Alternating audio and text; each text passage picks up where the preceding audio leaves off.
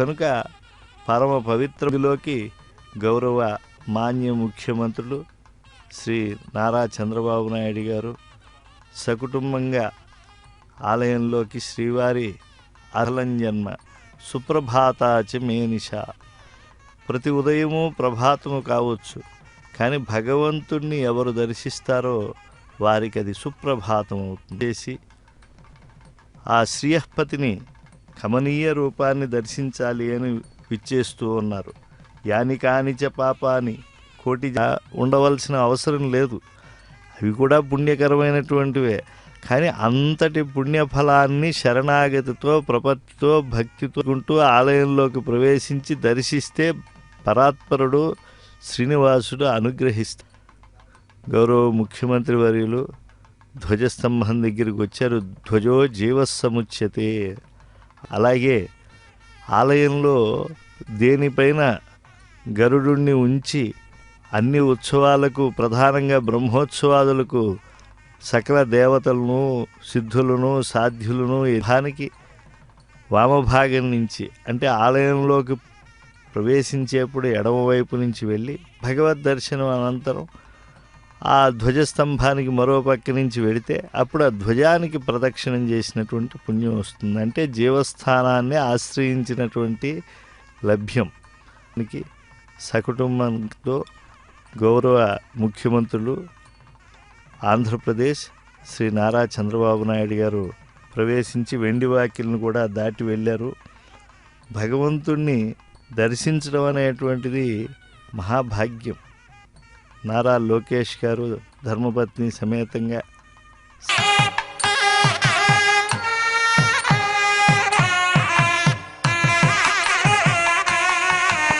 దర్శించి ఆంధ్రప్రదేశ్ గౌరవ రాష్ట్ర ముఖ్యమంత్రి వర్యులు తిరుమల తిరుపతి దేవస్థానం శ్రీ కార్యనిర్వహణాధికారులు గౌరవ శ్యామలరావు గారు ఐఏఎస్ ఇతర అధికారులు ఉన్నాము అని ఆ గుర్తుకు తగినటువంటి ఆశీస్సులు శ్రీవారి నుంచి మెండుగా లభించాలని గౌరవ ముఖ్యమంత్రి గారు రంగనాయక మండపంలోకి వారి సందర్శనం చేసినటువంటి ముఖ్య మంత్రివర్యులు పుత్రపౌత్రాది సుఖ సౌఖ్యాదులన్నీ కూడా నిరంతరం పొందాలి అని చెప్పి శ్రీనివాస అనుగ్రహం ధర్మకోటయ అంగలగ్న వినశ్యంతి వెంకటాచల మారుతై ధర్మపత్ని సమేతంగా వెంకటేశ్వర స్వామి వారి ఆశీర్వచనాన్ని అందుకుంటూ ఉన్నారు.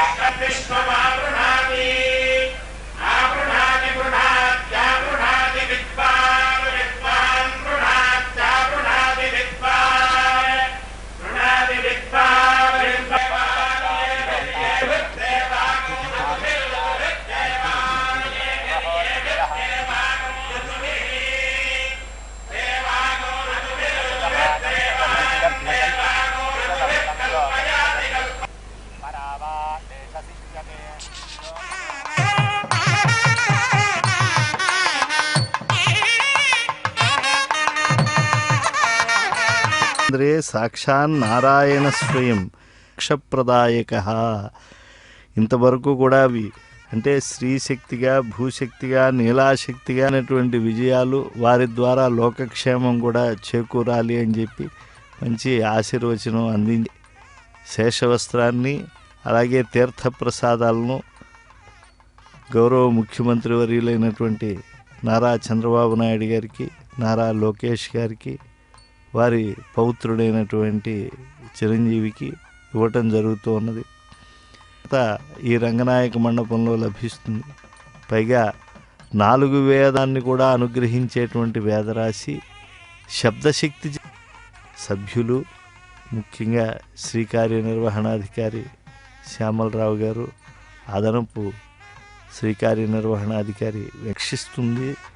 అది పరిపూర్ణతో హృదయాన్ని పూర్ణ కలశం చేస్తుంది. కనుక ఏ దివ్యమూర్తి యొక్క ప్రభావం ఈ లోకాలన్నింటినీ కటాక్షిస్తోందో బ్రహ్మాది దేవతలందరూ కూడా ఏ దేవదేవుణ్ణి అన్వేషిస్తూ ఉన్నారు. ప్రపన్నులైనటువంటి రుక్మము ఏ స్వామి పాదములు తుది కేశములు తుది అంతము లేనివో ఏ మహావాయువులన్నీ ఏ స్వామి, ఆ స్వామి ఎప్పుడూ కూడా సత్యస్వరూపుడై ఉంటాడు. అటువంటి దేవదేవునిగా గ్రహించినటువంటి వారు ఈ యొక్క బహుమానాలన్నింటినీ, కోట్ల కొలది పాపాలు, జనన మరణాది సంసార క్లేశాలు కాల్చివేసేటువంటి సాధనం భూము, మోహము, మదము, మాత్సర్యం లాంటి హరిషడ్వర్గాలు వదిలి హరిషడ్వర్గాలను మనం పొందటానికి ఒక పాత్రతను